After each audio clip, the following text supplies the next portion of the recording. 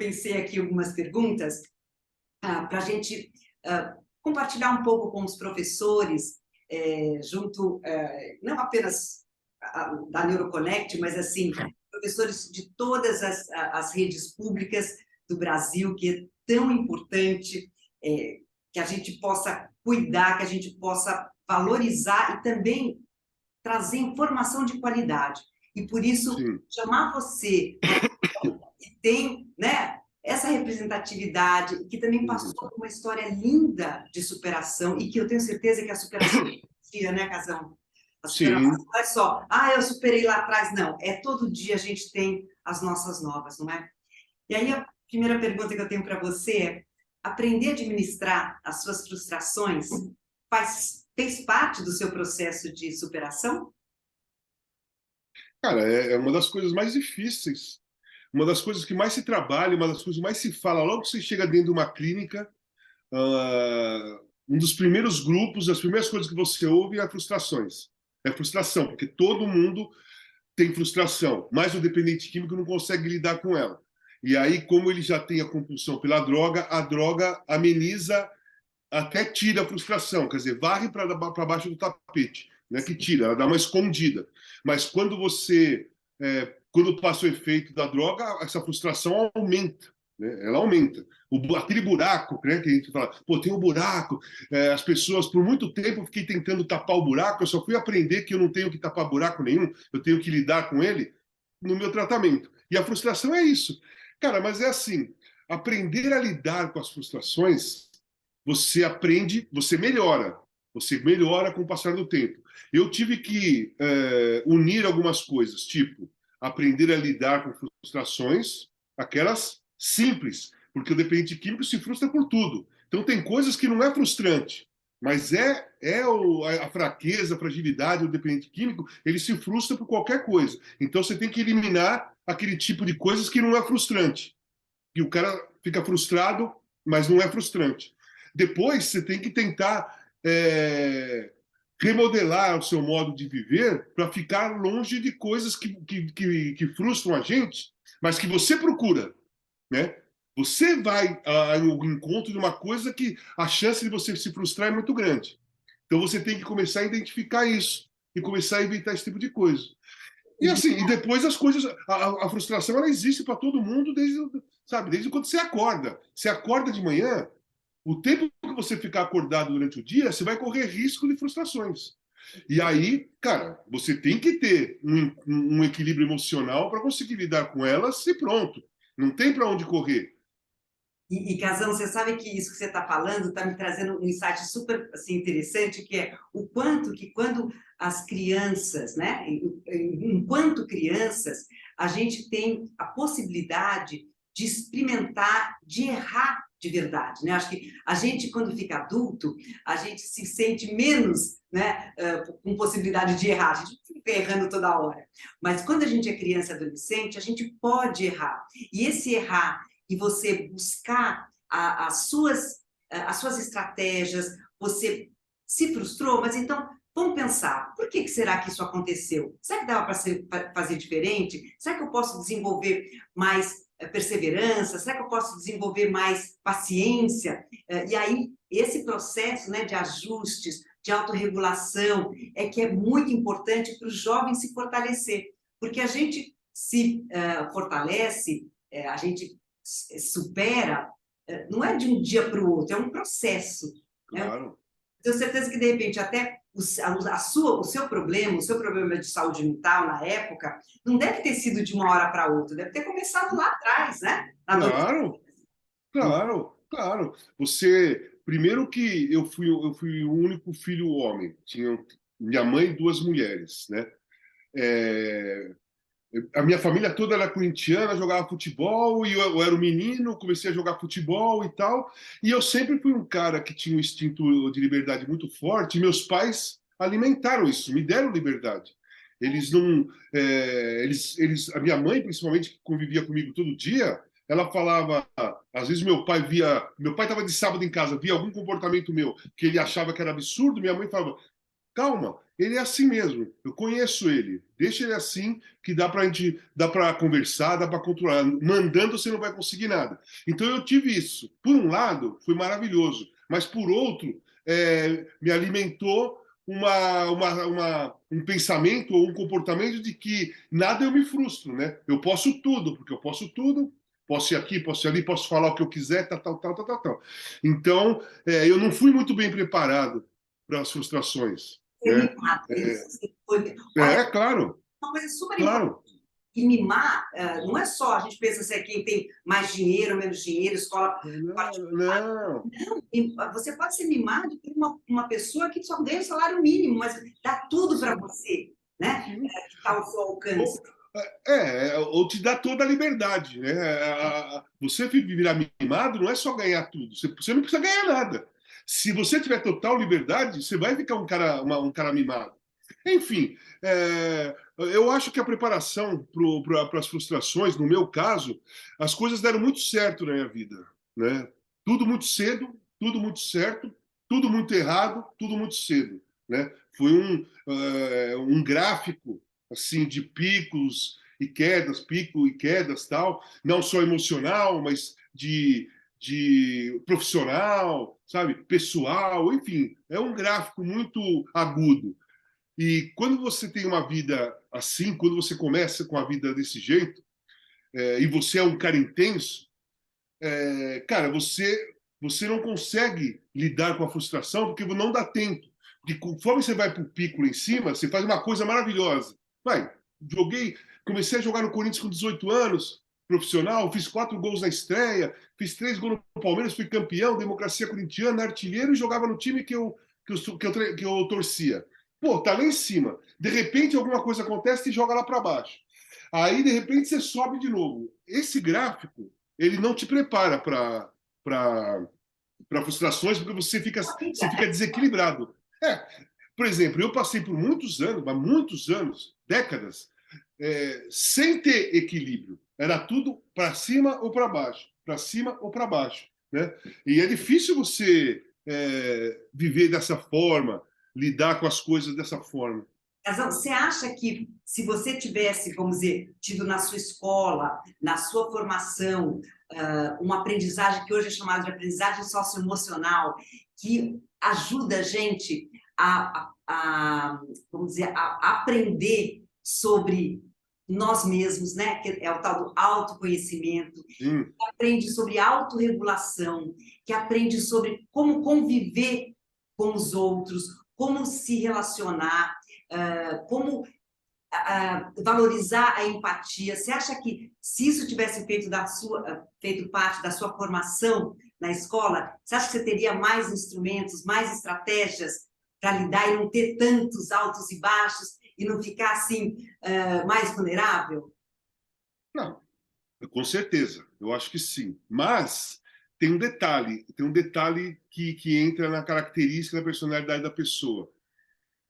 Uma pessoa intensa, uma pessoa aventureira, uma pessoa que é 100% em tudo que faz, né? São minhas características.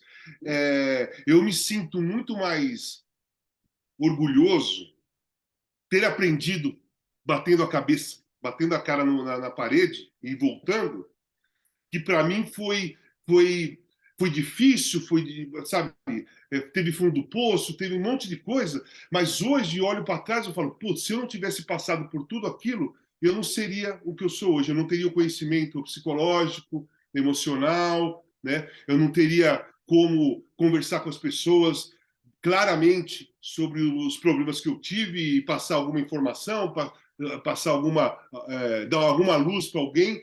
Então, que eu passei me deu conhecimento na prática, sabe? Uhum. Então, quando eu faço uma palestra sobre dependência química, sobre motivação, eu conto a minha história, eu não fico enrolando com teoria. Para mim não foi teoria, foi prática. Por isso que eu acho que uma combinação de psicóloga e um dependente químico numa palestra é essencial. Porque você tem o profissional da saúde, que vai falar cientificamente, mas você tem um cara que foi na prática, que foi ali igual aquele que está te ouvindo, né? Então, eu acho que para mim, para o meu estilo de vida, temperamento, para minha personalidade, tinha que ser do jeito que foi. Eu tive problemas com drogas seriamente. Fui internado numa clínica que todo mundo era dependente químico, mas 90% tinha outras doenças psiquiátricas, né? Você faz todos os tipos de testes. As psicólogas vão te analisando no dia a dia, né? A minha terapia com o meu psiquiatra, com o meu psicólogo também era analisada para eles encontrarem o que eu tinha a mais do que a dependência. E no final de tudo, eu só tinha a dependência, eu só tinha a compulsão por drogas, né? Mas quando eu cheguei lá, eu tinha todos os sintomas de várias doenças mentais, várias doenças psiquiátricas, várias doenças psicológicas. Eu tinha todos os sintomas, né? Conforme você vai tirando a droga do seu corpo, você vai se tratando, você vai conversando, você vai ficando legal, a sua cabeça, o seu cérebro começa a funcionar normalmente como deve funcionar, vai aparecendo a verdadeira pessoa. E aí os profissionais descobrem, eu acho que o Walter, o problema dele é só a droga. Não é bipolar, ele não é esquizofrênico, ele teve surto psicótico, mas não é psicótico. O surto dele foi em função do abuso de drogas, né? As vozes que ele ouvia foi em função do surto, né? Então, hoje você faz isso. Então, você está trazendo uma coisa que é muito importante para o jovem, né? Para o adolescente, principalmente, que é, hoje a gente tem... Só uma coisa, lembrei da palavra, melancolia. Melancolia. Eu era melancólico, eu não era angustiado, eu tinha melancolia excessiva. Então, desde os 17 anos, todo mundo sabe quem eu sou. Com 18 anos, eu estava no Corinthians. Cara, as pessoas não param para analisar o lado difícil de você virar uma pessoa pública muito cedo. As pessoas olham só o lado do glamour. Oh, que legal, festas, isso, aquilo outro. Mas, em contrapartida, você não pode ir em nenhum lugar, todo lugar as pessoas se conhecem, você não tem uma privacidade, você não tem nada. Então, juntando com a minha compulsão, que eu não sabia que eu era compulsivo, mas tinha compulsão, juntando com a minha intensidade, juntando com um lado aventureiro, juntando com um instinto de liberdade muito alto, o que aconteceu? Por mais de 40 anos eu me sentia um peixe fora d'água. Um peixe fora d'água. Então, cara, quando que eu parei de ser melancólico? Quando que eu parei de ter angústia? Quando eu parei de ser ansioso? Quando eu consegui regular a minha intensidade? Quando eu consegui dar limite para mim mesmo dentro da minha liberdade? Foi depois que eu fiz o tratamento. Aí eu sou outra pessoa. Sabe? Depois que eu descobri o meu tratamento... Não, eu não estou falando de medicamentos, que também me ajuda pra caramba. Eu estou falando do lado psicológico, autoconhecimento, saber o que você é, saber o que você é, saber o que você sente. Você sem ajuda psicológica, você não vai conseguir se descobrir isso nunca. Uma pessoa comum tentar se descobrir internamente, totalmente, e começar a identificar sensações e características que tem sozinho, não dá. Isso não dá. Por isso que existe psicólogo. E por isso que existe, sabe o que também? Olha que você está contando uma coisa que talvez eu vou te contar outra. Toda escola, né, existe um chamado Base Nacional Comum Curricular, que é um currículo comum para todas as escolas do país. E ela insere nesse currículo o que a gente chama de habilidade socioemocional, o desenvolvimento das habilidades socioemocionais, que tem como pilares o autoconhecimento, a autogestão, sim, as habilidades de relacionamento. Então, isso, olha que bacana, se isso houvesse, né, na época que você estudava lá atrás, ou mesmo na época que eu estudava, imagina, emoção ficava fora da escola. Eu não podia mostrar que eu estava triste ou que eu estava angustiada, eu tinha medo de dizer que eu estava esquisita, né? Então, e hoje não, hoje a gente tem essa possibilidade. Então, acho que a gente tem que levar esse assunto mais para dentro das escolas, que as crianças, que os jovens possam falar mais sobre como eles sentem. Igual você falou, poxa, eu estava me sentindo melancólico, em sofrimento, enfim, para eles poderem compartilhar. Que quando a gente compartilha, diminui, não diminui? quando a gente começa a Então, falar. mas assim, você sabe que uma coisa que, claro que eu começo, eu tenho muita facilidade para identificar hoje em dia, mas que a pessoa, qualquer um pode se entender e falar, pô, isso faz sentido, você consegue começar a identificar algumas coisas, a melancolia e a angústia, elas têm que ter motivo para acontecer, para você se sentir melancólico. A gente se sente melancólico, a melancolia existe, ela não é, necessariamente uma doença, ela faz parte das sensações do ser humano. Só que precisa acontecer alguma coisa para Uhum. você ter melancolia. Quando você começa a ser melancólico, sentir muita angústia, e está tudo bem, alguma coisa em você está errado. A desregular. Entendeu?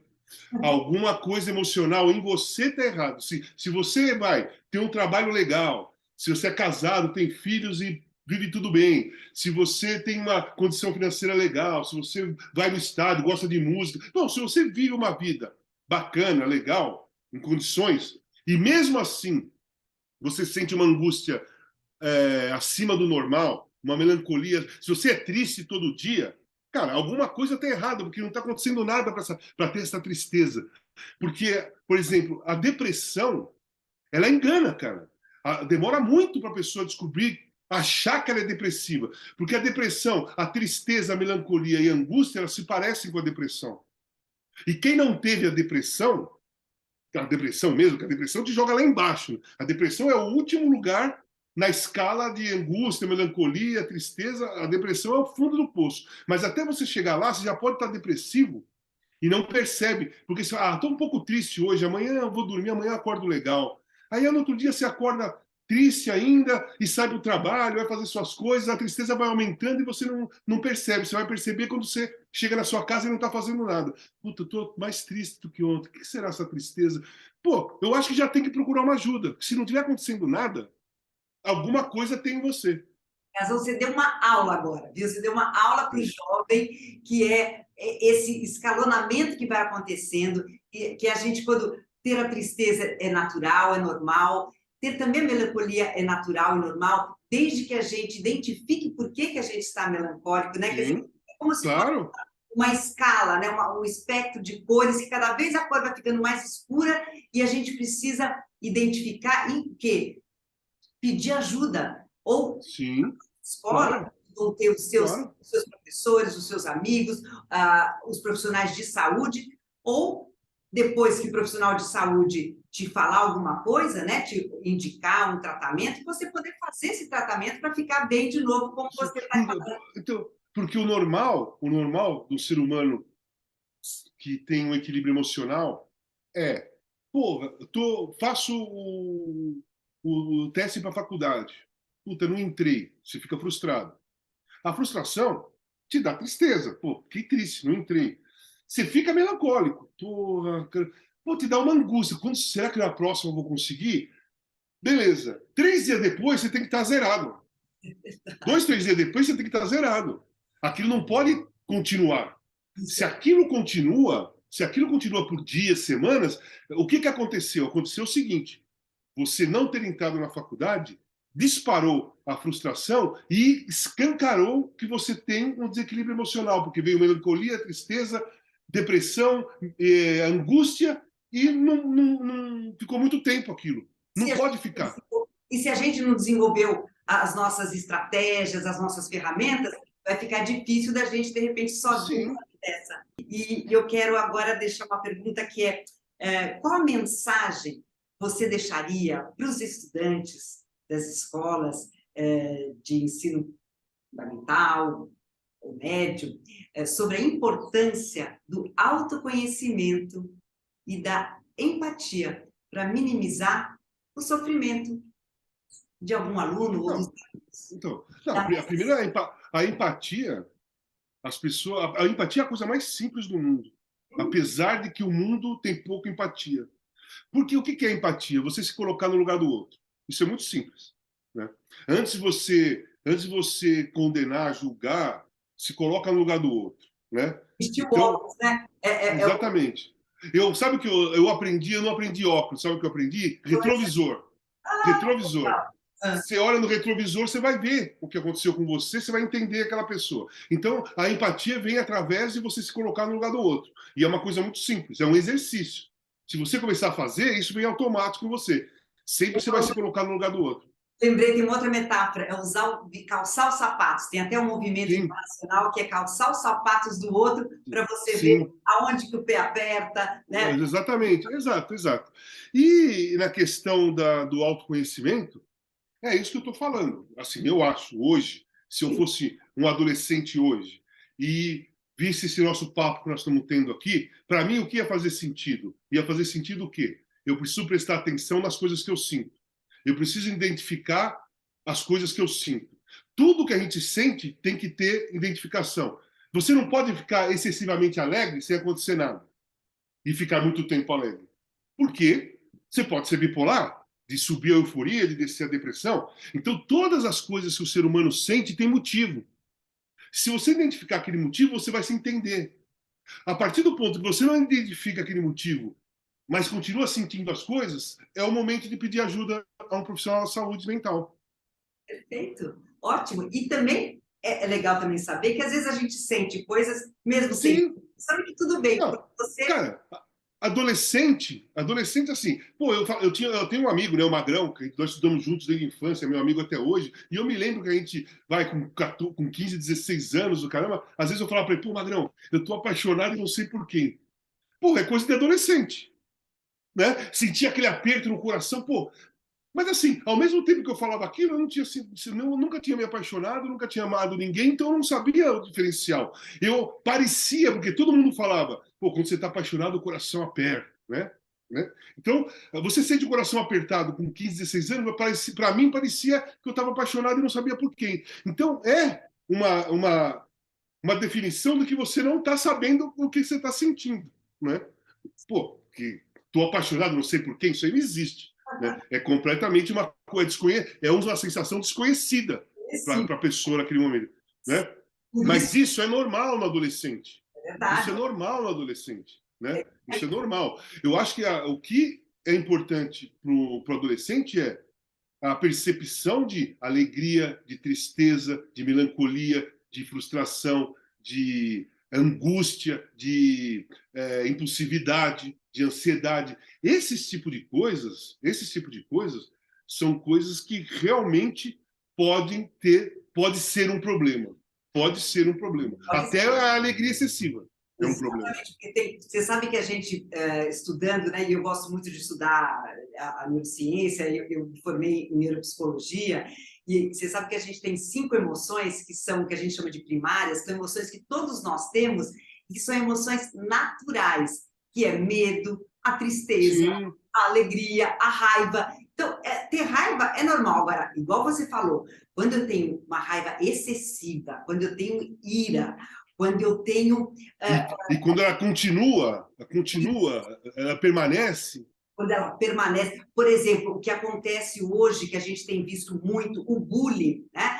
O bullying é algo que realmente vai sendo escalado, né? Normalmente é um jovem, muitas vezes com baixíssima autoestima, e ele precisa, para ele se sobrepor, né? Machucar o outro, agredir verbalmente ou agredir fisicamente o outro, normalmente com plateia.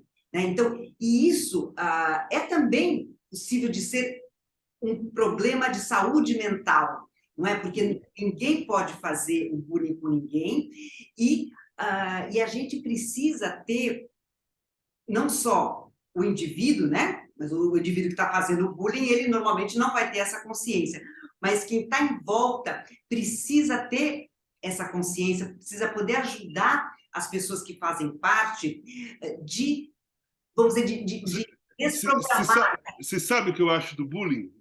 Okay. Assim, de quem faz bullying? Eu acho o seguinte: a pessoa que está sofrendo bullying não é ela que tem problema, é o problema quem está fazendo o bullying. Porque o bullying nada mais é do que você tirar o foco de si mesmo e colocar o foco naquela outra pessoa.